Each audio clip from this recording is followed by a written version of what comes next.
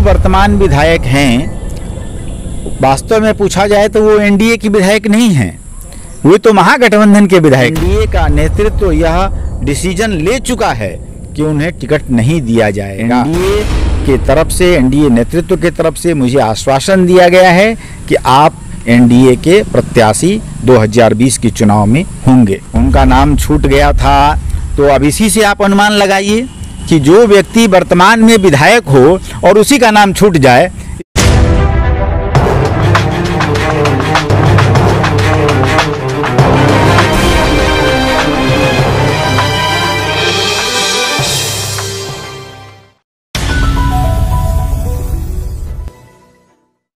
नमस्कार, मैं हूं विजय कुमार और आप देख रहे हैं न्यूज़ 4 लाइव।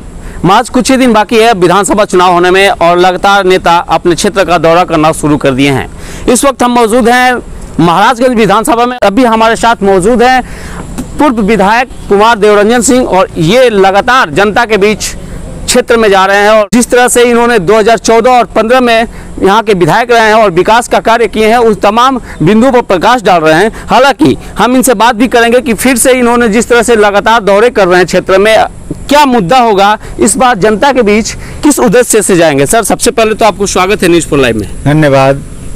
सर, आप लगातार क्षेत्र में जा रहे हैं, जनता के बीच जा रहे हैं, डोर टू डोर जा रहे हैं, क्या उद्देश्य रहेगा इस बार? मेरा उद्देश्य यही है कि महाराजगंज विधानसभा क्षेत्र को उसका उचित स्थान दिलाया जाए। इस क्षेत्र के लोगों को जो जनप्रतिनिधि से आशा रहती है कि जनप्रतिनिधि उसके सुख दुख में शामिल रहे, उसके विकास के कार्यों की चिंता करे, भ्रष्टाचार से मुकाबला करने में लोगों का सहयोग करे, इन सब कामों को लेकर, इन सारे एजेंडों को लेकर मैं लोगों के बीच जा रहा हूँ। सर, जनता ये जानने की कोशिश करती है कि जिसको हम विधायक बनाते हैं, आखिर विधायक का काम क्या है, किस लिए उसको विधायक बनाया जाता है? मेरी दृष्टि में किसी भी विधायक का जो सबसे प्राइमरी काम है वह यह है कि लोगों तक सरकारी योजनाओं का लाभ बिना भ्रष्टाचार के पहुंच सके। इसके लिए विधायक को एक सजग प्रहरी के रूप में, एक सजग साथी के रूप में काम करना चाहिए। विधायक का सबसे मुख्य काम मैं यही मानता हूँ। आप भी 2014 और 15 के बीच आपको जनता चुनकर विधानसभा भेजी थी, आपका कार्यकलाप उतना दिन में कैसा रहा? अब 2014 से 15 के बीच में मैं 1 वर्ष के लिए विधायक था। उस 1 वर्ष के क्रियाकलाप के बाद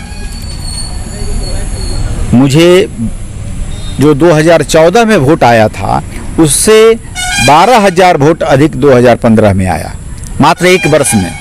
यानी 1 महीने में 1,000 वोट मेरा बढ़ा।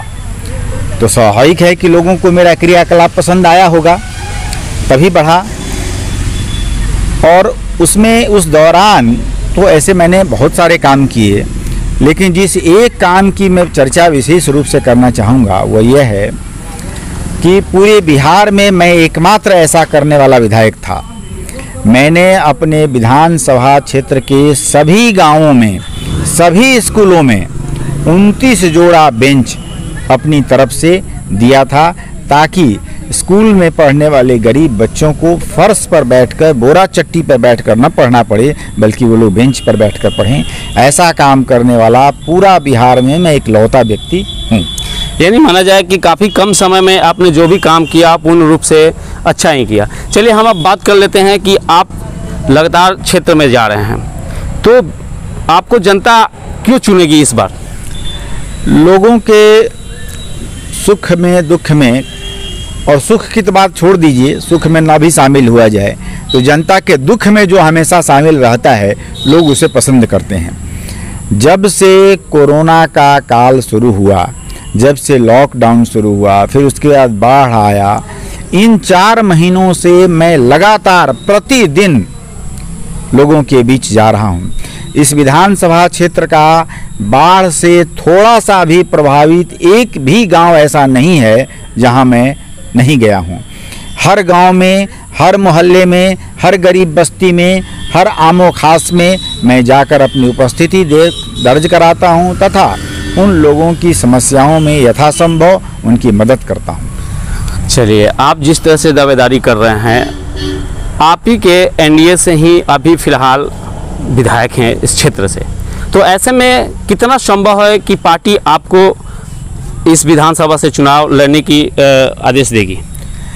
जो वर्तमान विधायक हैं, वास्तव में पूछा जाए तो वो एनडीए की विधायक नहीं हैं, वो तो महागठबंधन के विधायक थे। महागठबंधन के विधायक थे। जब दल बदल हुआ और एक नया अलायंस बना तो टेक्निकली वो एनडीए में आ गए हैं, लेकिन एनडीए के सामने अभी चुनौती है सरकार बनाने की। बिहार में पुनः सरकार बनाने के लिए हर सीट को जीतना जरूरी है, और हर सीट को जीतने के लिए यह आवश्यक है कि वहाँ जो लोकप्रिय व्यक्ति है उसे उम्मीदवार बनाया जाए। इन अपने जो वर्तमान विधायक जी हैं उनके बारे में काफ़ी उनके खिलाफ सर्वे रिपोर्ट गई हुई है, और एनडीए का नेतृत्व यह डिसीजन ले चुका है कि उन्हें टिकट नहीं दिया जाएगा। एनडीए के तरफ से, एनडीए नेतृत्व के तरफ से मुझे आश्वासन दिया गया है कि आप एनडीए के प्रत्याशी 2020 के चुनाव में होंगे। तो ऐसे में क्या आपको नहीं लग रहा है कि महाराजगंज विधानसभा में एनडीए 2 खेमे में हो जाएगी? नहीं, एनडीए के तमाम कार्यकर्ता मेरे समर्थन में हैं, कोई 2 खेमा नहीं है। तो ऐसे में क्या लग रहा है आपको, अगर जो फिलहाल हेमनारायण शाह यहाँ के विधायक हैं, उनके समर्थक भी हैं, और कुछ दिन पहले भी आप यहाँ पे कार्यक्रम किए थे, उसमें उनका नाम छूट गया था, जिसको लेकर काफ़ी विरोध हुआ था, कार्यकर्ता काफ़ी यहाँ पे विरोध किए थे, क्या पूरा वजह सर क्या था? मैं उसमें कोई विशेष टिप्पणी नहीं करना चाहूँगा। उनका नाम छूट गया था तो अब इसी से आप अनुमान लगाइए कि जो व्यक्ति वर्तमान में विधायक हो और उसी का नाम छूट जाए, इससे आप समझ सकते हैं, इससे आप अनुमान लगा सकते हैं कि उस व्यक्ति के कितने समर्थक हैं और कितने वो लोकप्रिय हैं। इससे अधिक मैं टिप्पणी इस पर करना उचित नहीं समझता हूँ। कितना आश्वस्त हैं आप अपने क्षेत्र को लेकर? मैं एनडीए के साथ हूँ, और मैं इस बात के लिए 100% से अधिक तो कोई प्रतिशत चूँकि होता नहीं है, लोग बोलते हैं 200%, लेकिन 100% ही मैक्सिमम होता है। तो मैं 100% श्योर हूँ कि मैं एनडीए का प्रत्याशी बनूंगा, और दूसरी बात मैं 100% श्योर हूँ कि मैं इस क्षेत्र से विधानसभा का चुनाव लोगों के आशीर्वाद से जीतूंगा। सर, अब हम आते हैं विकास के कार्य पर। आप अपने क्षेत्र में विकास से कितना संतुष्ट हैं? विकास से संतुष्ट नहीं हैं, लेकिन मेरी संतुष्टि और असंतुष्टि की बात छोड़ दीजिए। आप कोई भी मीडिया के बंधु इस क्षेत्र के किसी भी गांव में, किसी भी गरीब बस्ती में जाकर देख सकते हैं, पूछ सकते हैं कि लोग क्या राय रखते हैं। लोगों के मन में अभी के जनप्रतिनिधि के खिलाफ काफ़ी आक्रोश है, वो विकास से बिल्कुल संतुष्ट नहीं हैं, और अभी के हाल फिलहाल के पीरियड में आप लोगों ने देखा होगा कि कई गांवों में उन लोगों का भारी विरोध होता है, उन लोगों के प्रति लोग काफ़ी आक्रोश व्यक्त करते हैं।